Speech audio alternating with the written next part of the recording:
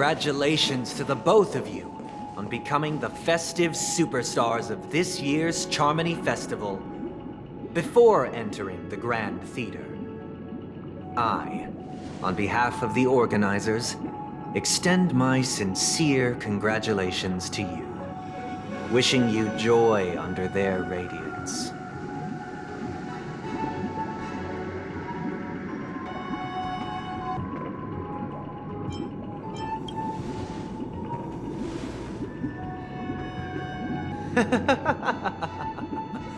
Your endeavors are worthy of extra recognition, and I've taken steps to ensure that. However, this reward is not a material one, but rather the opportunity for an open and honest communication between us. As previously promised, my sister, Mr. Yang, and I have met with the Dream Master. We delved into the truth about Penacony and its Stellaron, and have come to a consensus. Both I and the Oak family cannot acquiesce to your request. Just as expected. We acknowledge the perspective of you, Nameless. Penacony does require change, but not as you propose. The planet of festivities cannot and will not revert to a place characterized by chaos, disorder, or anarchy. Through your journey of overcoming obstacles, you must have glimpsed the essence of that era. The vulnerable ruthlessly eliminated, equality non-existent, common folk living precarious lives, eking out a dreary existence. Ultimately, only heroes like yourselves manage to achieve success. But I would dare ask, if you did not possess the special status of having a Stellaron, and you were but an anonymous and frail member among the masses, which Penacony would you prefer? A dystopia for the survival of the fittest, or a sweet dream paradise for all?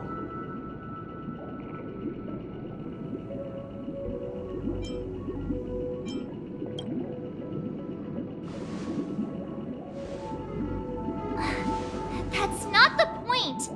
Don't let him mislead you! Mr. Sunday, even if the members of the Oak family can't fully agree on what to do about the Stellaron, now's not exactly the time to be holding an extensive discourse about Penacony's past and future, is it? The Stellaron issue concerns the life and death of everyone on Penacony. If anyone has a better suggestion, the crew is more than willing to listen. Also, it'd be best to tell us the ins and outs of that meeting.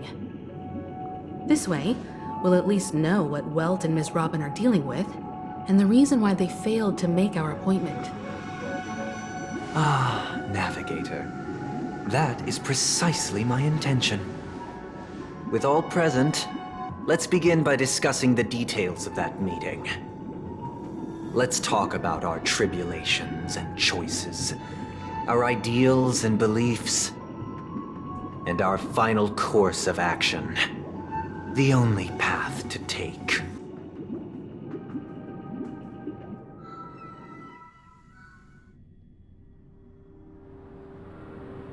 You mean to say that for the longest time, there have been scoundrels who would use the Charmony Festival that I have bequeathed to the masses as a tool to realize their ambition?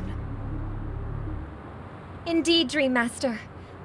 Once the Charmony Festival begins, the Stellaron's powers, along with the song, will be broadcast across the entire planet of Penacony. And then everyone in their dreams will be unable to awaken. This is indeed surprising to me. The dreamscape is maintained by the collective effort of the 5 families.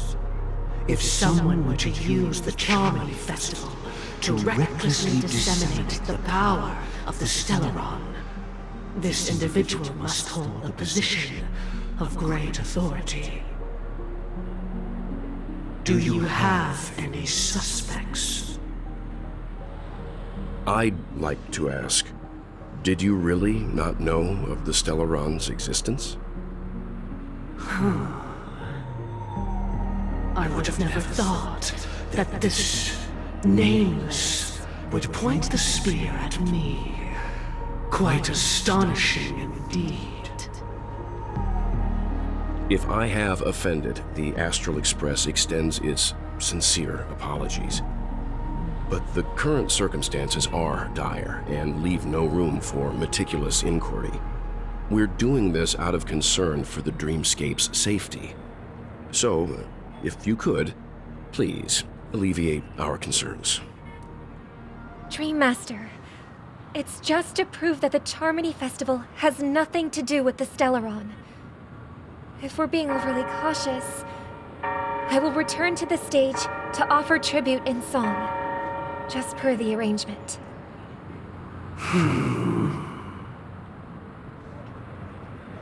Sunday, Robin. I've watched you two grow up, and know your dispositions like the back of my hand. Both of you, right now, can surely be lauded as their most devout advocates.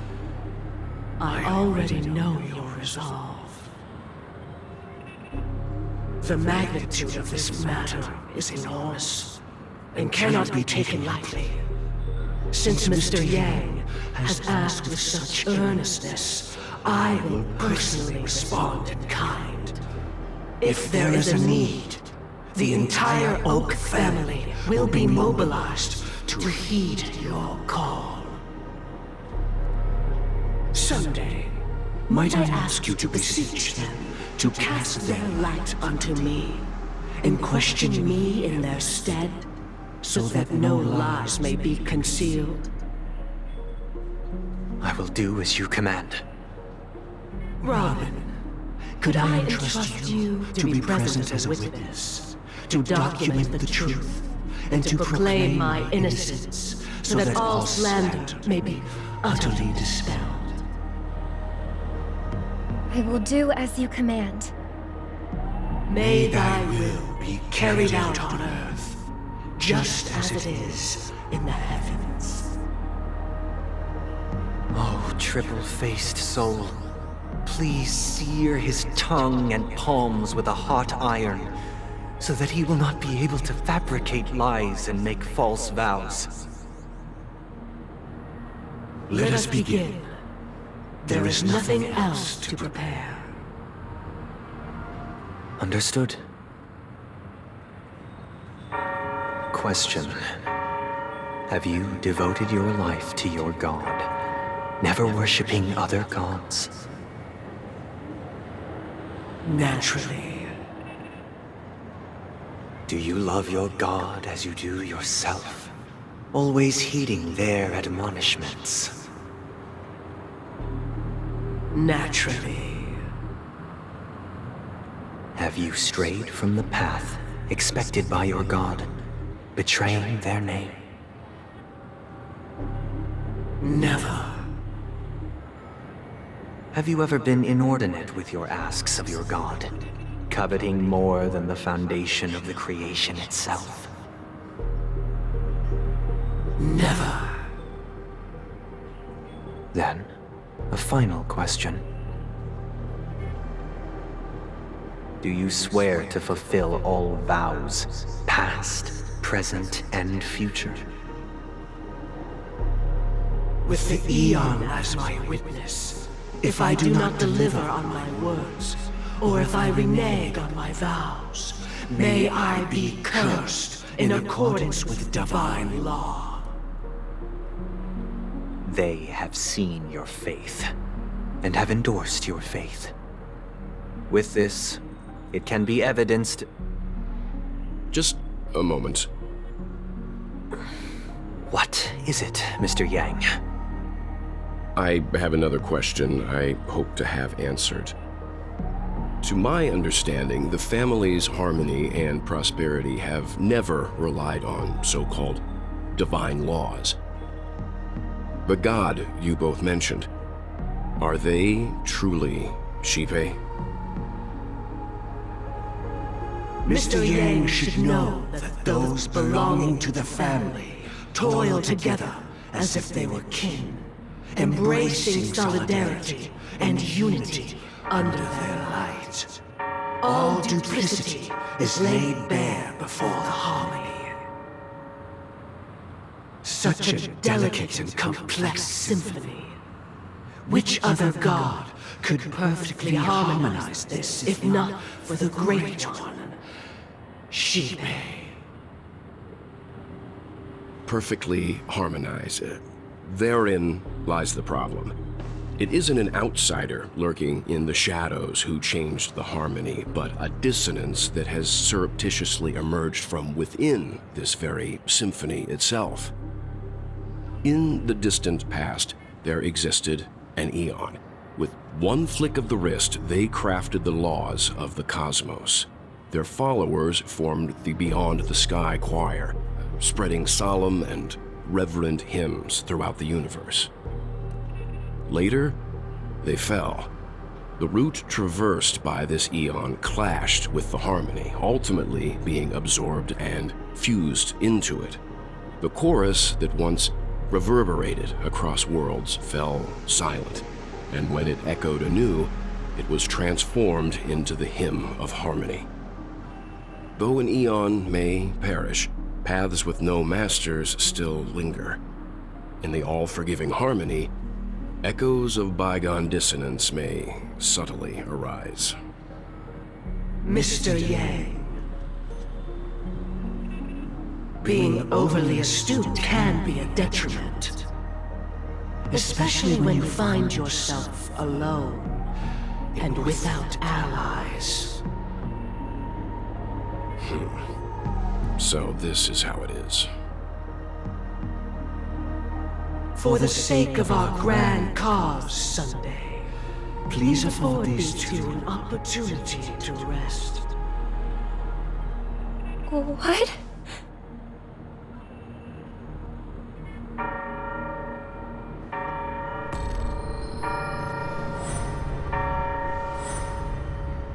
Sorry, Robin. It's just you. I did not wish for you to know this. It's a pity that things have turned out this way. So, this is the true reason I can't sing? The shadow that envelops Penacony is actually... We were never children of the harmony. Our ideal paradise could not have been crafted by Shipe. True bliss can only be guaranteed by the one who transcends the many. Within the foundation of law, humanity establishes civilization, and through harmony, we obtain order.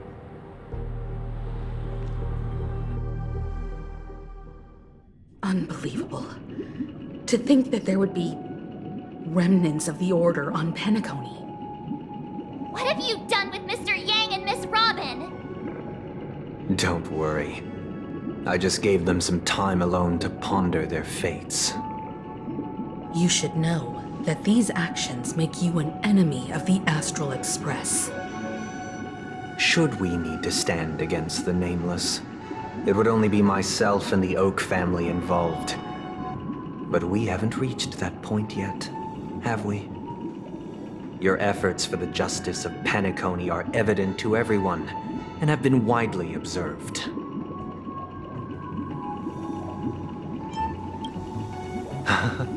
Patience is a virtue. However, I won't hold it against you. On the contrary, I'm here to make my intentions clear. If it is the Order that drove you to imprison Welt and Robin, and you're using them to coerce our compliance, then there'll be no point in entertaining any type of discussion. You're mistaken, Miss Himiko. They are in very safe hands, and just as the family has always proclaimed, no one can be harmed in the dreamscape, least of all in the beautiful new world belonging to the Order. Penacony and the entire universe have witnessed far too much innocent bloodshed. The strong wield their blades against the weak, and the victors push the vanquished to the brink of life. Natural selection. The world abides by this principle, establishing the well-being of humanity atop the corpses of the downtrodden. Only we, or rather, I, possess the power to put an end to this farce. So you've decided to resurrect a dead Eon? No one's ever done such a thing. If Miss Himiko is interested, let's draw back the veil and speak candidly. I've always firmly believed that people can understand one another through peaceful means. I'm willing to divulge the unembellished truth as to the intentions of the Order's Pathstriders, so that you will make better judgment for the Astral Express, for Penacony, and for this stretch of the universe. Words can hardly do justice to the beauty of that ideal. So, come with me, everyone. Let us retrace our steps and see once again where this road leads. Huh? Where'd he go? Welcome. This isn't any location in Penacony's dreamscape. It's my inner world. The reason the scenery before you remains unchanged is because your consciousness has drawn on similar concepts to fill in the gaps.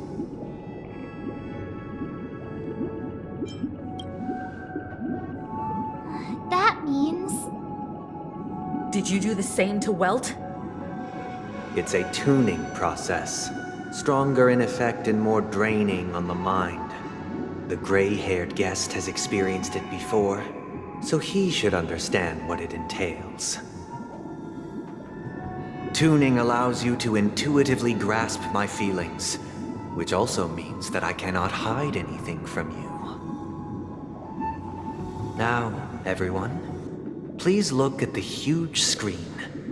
The road we once took begins here. From this point on, you will witness the numerous decisions I've faced. I've selected a portion of these to share with you. I believe after going through similar predicaments, you'll be able to better understand my thoughts. Let's begin. The first decision. A story about a baby bird. This story happened when Robin and I were very young. We were victims of the Stellaron disaster, and the family's Mr. Gopher Wood, who would later become the Dream Master of Penacony, saw that we siblings had no one to turn to and took us in. Later on, Robin and I lived a time with nary a care in the world. One day, after dinner, while my younger sister and I were lounging about in Mr. Gopher Wood's yard, we spotted a fledgling Charmony dove all on its own. That baby bird was tiny. It didn't even have all of its feathers, and it couldn't sing. When we found it, it was already on its last breath, having fallen into a shrub, probably abandoned by its parents. We decided to build a nest for it right there and then. However, thinking back, that winter was unusually cold, with fierce winds at night in the yard, not to mention the many poisonous bugs and wild beasts in the vicinity. It was clear that if we left the fledgling in the yard, it stood no chance of surviving until spring. So, I suggested we take it inside, place it on the shelf by the window, and asked the adults to fashion a cage for it. We decided that when it regained its strength enough to spread its wings, we would release it back into the wild. The tragic part, something that we'd never considered, was that this bird's fate had already been determined long before this moment. It Its destiny was determined by our momentary whim. Now, I pass the power of choice to you all. Faced with this situation, what choice would you make? Stick to the original plan, and build a nest with soft net where the Charmony dove fell. Or build a cage for it, and feed it, giving it the utmost care from within the warmth of a home. I eagerly await your answer.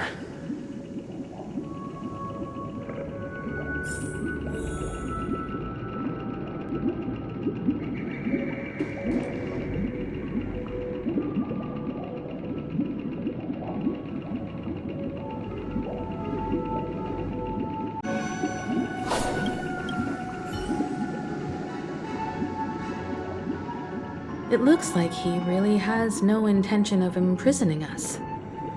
If it's just a quiz, I suppose it's fine to humor him. Back to the question.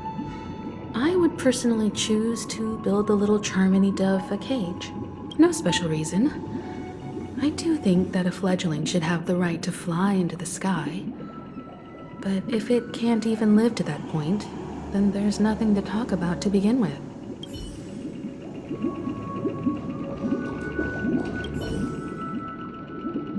That guy just casually throws this kind of question at us? What exactly is his deal? But fine, I'll answer, I guess. If it were me, I guess I'd choose to build a cage for the little Charmony dove. After all, leaving it there, it's bound to get hurt by wild animals or something.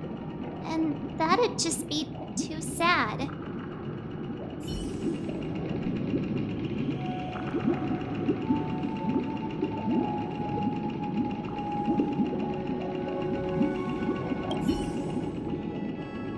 That guy just If it were me, after all, leaving it there, it's bound to get hurt by wild animals or something. And that'd just be too sad.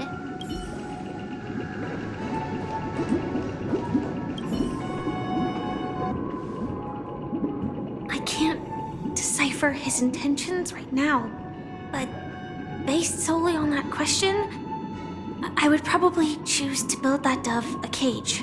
Even if I was gonna release it back into the sky, it'd have to be strong enough to fly first. If I left it where I found it, I fear it'd never get the chance to fly ever again.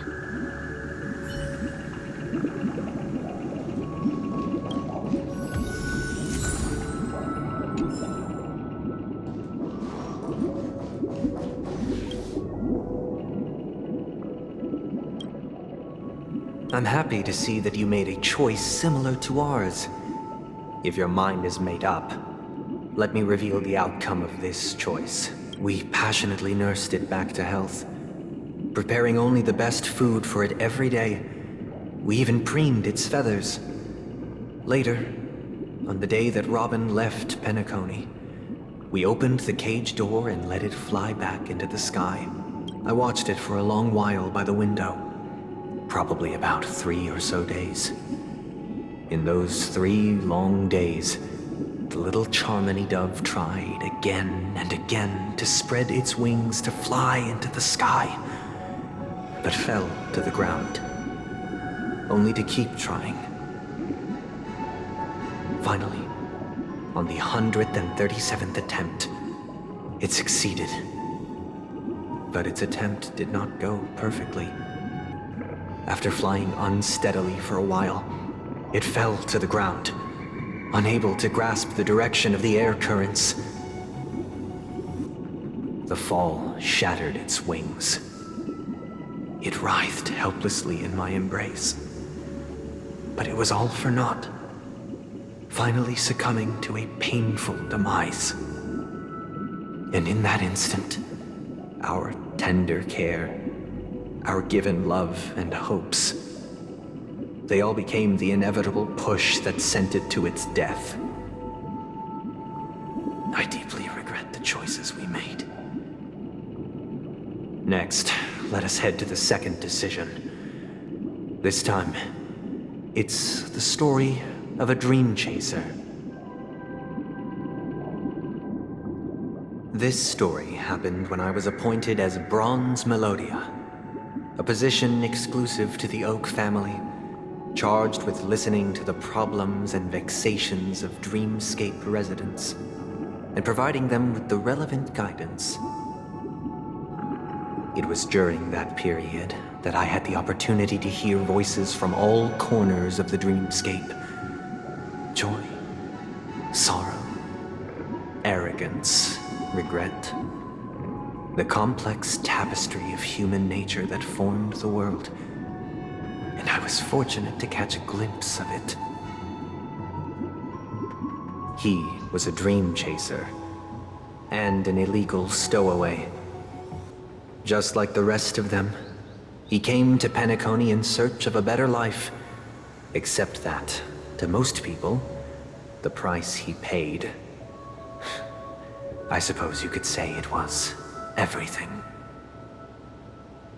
He told me I sold everything I could at home. The house, the land, even his 2 children. He said he could not afford to raise them, and that at least they could eat if they lived as slaves. He had a plan in place. He would buy back his children once he had made his fortune, and enjoy Penacony's beautiful dream with them. Alas, his plan to smuggle himself was somewhat clumsy, and he was sniffed out by those pig-headed hounds. After hearing the Dream Chaser's story, I immediately appealed to the Bloodhound family to cease their pursuit. That way, at least he could live peacefully. But I was still too naive to the ways of the world. I did not anticipate that what I thought was a kind gesture would later lead to dire consequences. I'll tell you the outcome soon. For now, I'd like you all to make a choice. Will you do as I did, and try to convince the Bloodhound family to stop their pursuit, so that the Dream Chaser may live peacefully and realize his wishes? Or will you remain silent, leaving him to languish while the hounds are hot on his heels, until his inevitable judgment arrives? I look forward to everyone's decisions. Who knows? Perhaps they might even alter the outcome of this tragedy.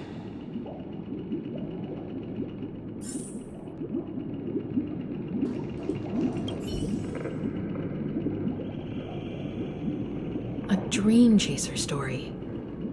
If I acted out of kindness, I would probably ask the Bloodhounds to stop their pursuit and lend him a hand. But what cruel repercussion would this choice result in? I think Sunday must have been deeply impressed by the limitations of the strong defending the weak through this incident.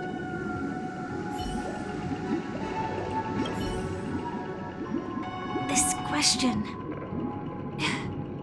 Surely it has some connection to the baby bird story. And this connection is precisely the breakthrough Sunday aims to use to persuade us. I'd probably choose to ask the Bloodhounds to cease their pursuit.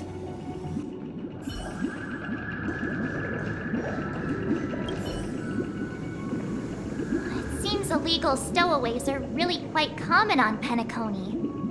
But that guy in the story, I don't think he deserves any sympathy at all. He sold his kids to chase a dream. Even if he intended to go back for them, it's still insanely irresponsible. With that thought, there's only one choice. Let the Bloodhound send him back home. This person deserves to be punished.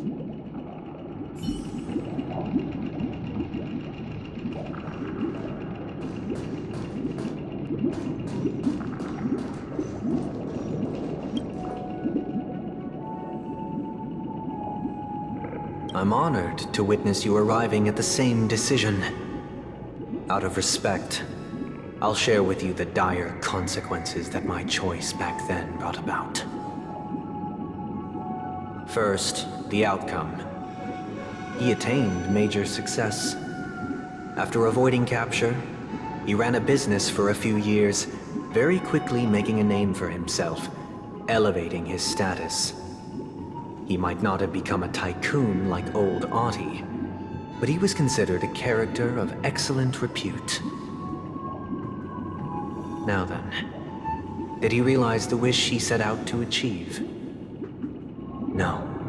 The last time I saw him was in the real world, where the Hounds were going to permanently exile him, and I was the accompanying Bronze Melodia. The mission was simple. Listen to the criminal's repentance. He told me the reason he was in this predicament was because he conspired to usurp the head of the Alfalfa family. When I asked him about his 2 children, he instead responded with a question.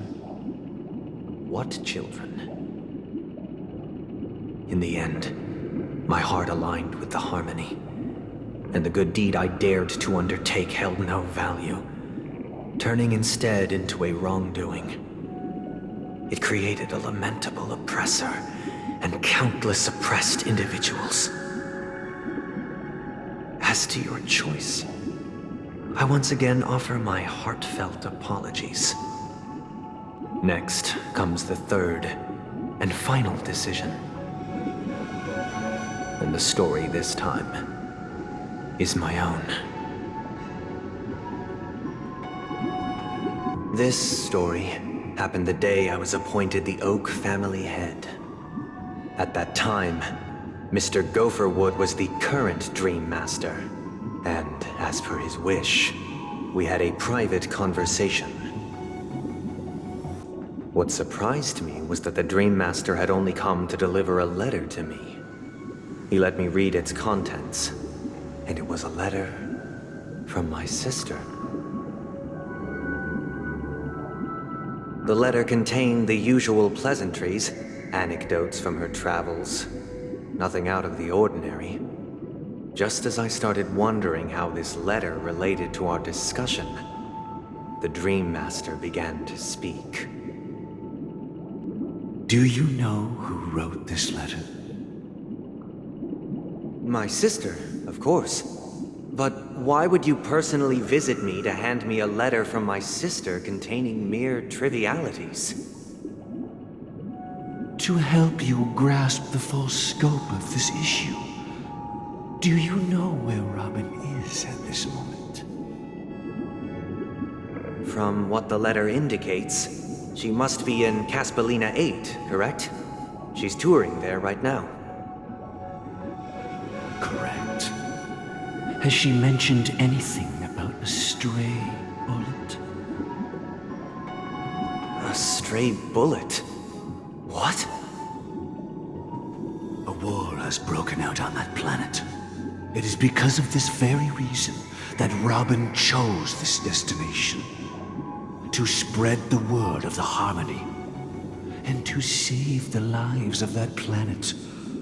She personally made for the front lines. She hoped to ease the people's suffering with song, and was willing to brave mortal danger to deliver the IPC's medical supplies. Unfortunately, stray bullets show no such compassion. Is she all right? If the operation was successful, she should probably be recovering in the field hospital.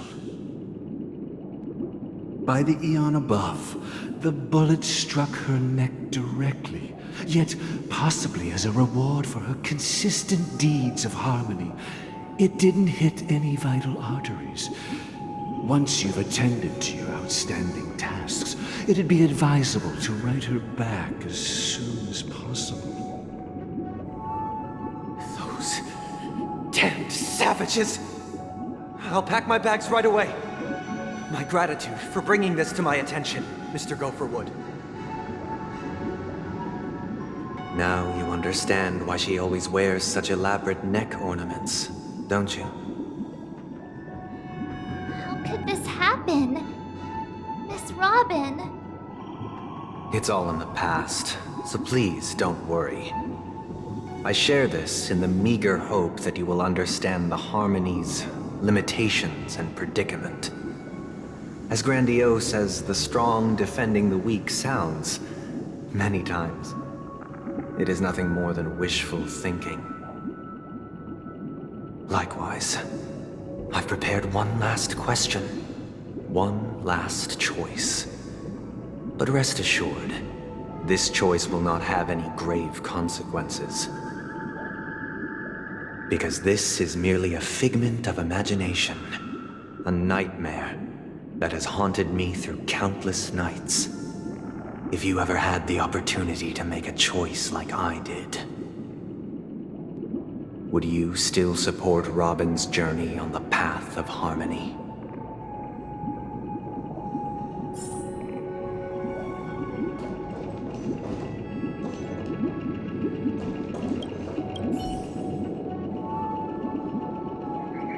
I can't believe that happened to Miss Robin. The strong defending the weak is a great mantra, but if I had to pay such a price, I don't know what I'd do.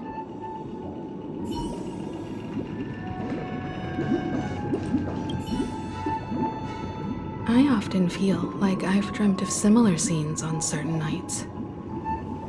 In the dream, I see blurry faces. I don't know who they are, but I sympathize with all of them, fighting for survival against some unfathomable force. Their confusion and fear are lucid to me, but I also remember they chose never to give up. Just like Miss Robin. If Mr. Sunday's question leaves you puzzled, you should find the answer from your own experiences. With each trailblaze, dangers and tribulations will surely follow. But would you ever back away? Would you stop March and Don Hung from reaching their next destination? I believe you have an answer of your own in your heart.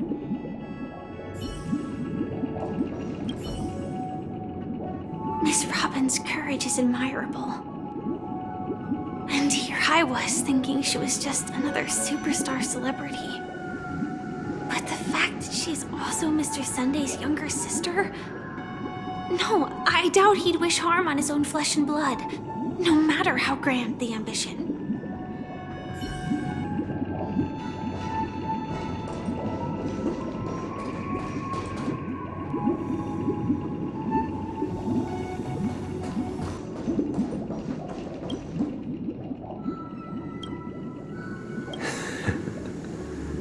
I see. I am now aware of everyone's stances. Raising these questions merely serves to illustrate one point. The plight of Penacony cannot be salvaged by the Harmony. The true foundation for a sweet dream paradise can only be established through the order where the strong govern the weak. I know the suffering of being tormented, the turmoil of losing your way, how sorrow and even despair set in when matters don't work out. All of this causes me unending pain, because this is not what happiness is at all. We must teach the weak how to live a happy life. And this life isn't some noble propriety that the upper crust preaches, but in definitive terms, a way of survival that belongs to everyone. So what is your definition of living a happy life? Good question. Human consciousness is fundamentally an illusion, a cage known as self-worth. People lured in by this illusion make mistakes, yet still ask that external influences bear the burden. When one mistake after the next permeates the masses, they become impossible to trace. Thus, The amassing of these individual cages culminate to form a prison. A place dictated only by the rule of survival of the fittest. Nature is always accompanied by predation and sacrifice. Its antithesis is known as order. That is what I want to do. Unite people's happiness under the banner of order. They won't need to make bitter choices any longer, nor face the weaknesses of humanity. They can cast aside their primal instincts to build a haven for mankind.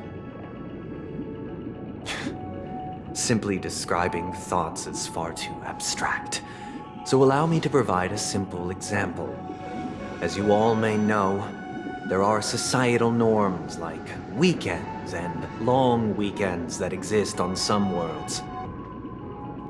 During these hard-earned rest days, people are given the chance to extricate themselves from the stresses of everyday life, allowing a certain tranquility to return to their souls.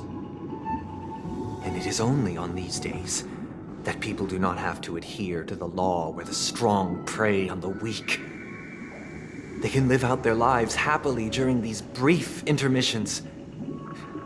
It's just a pity that 2 or 3 days are still too fleeting compared to the span of a lifetime. From where I stand, society's ideal system should be 7 rest days. Following Sunday, there should ensue a second, a third, and indeed an infinite procession of Sundays. This should be the face of the new world. Idyllic, eternal, peaceful days.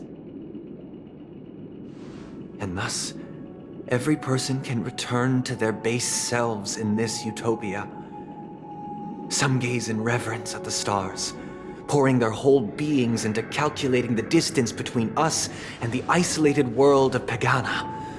Meanwhile, some seek refuge in quiet corners, holding one another, unencumbered by the chains of unwelcome obligations.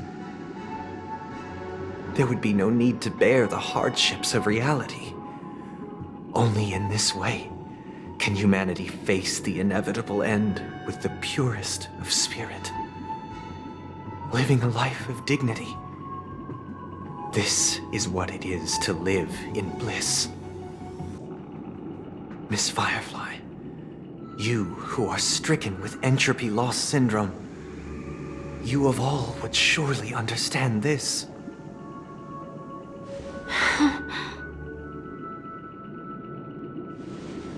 It sounds like a flawless theory.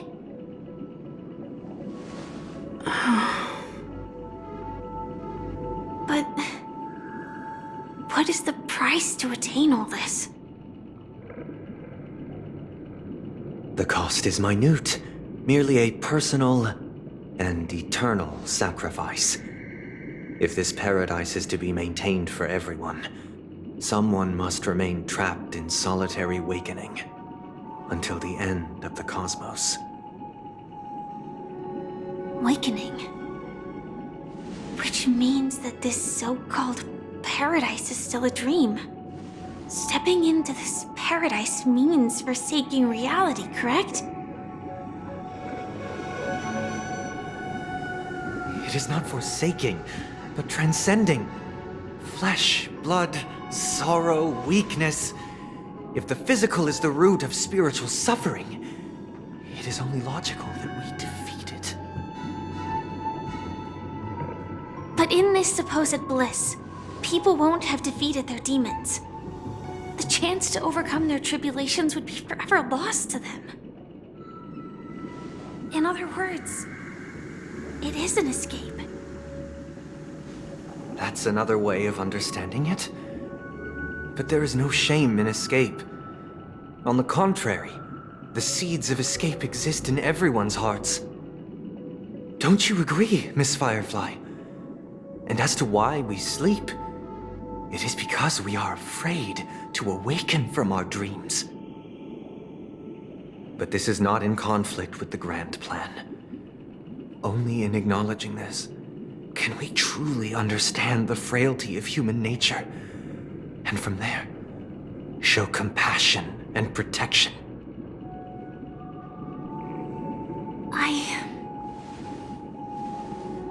I admit that you are a born leader. Your perspective on humanity brims with pessimism.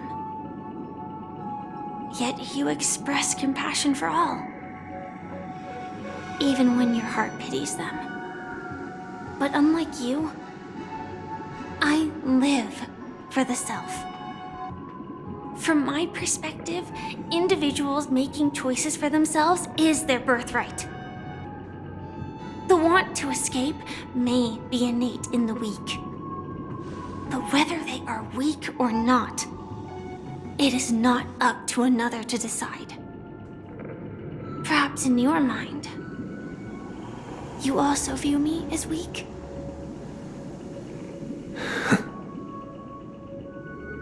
Because I don't think so.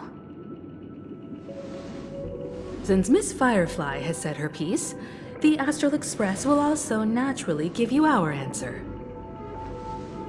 We'll leave it to you. Just as Mr. McHale instructed before. Tell him our choice.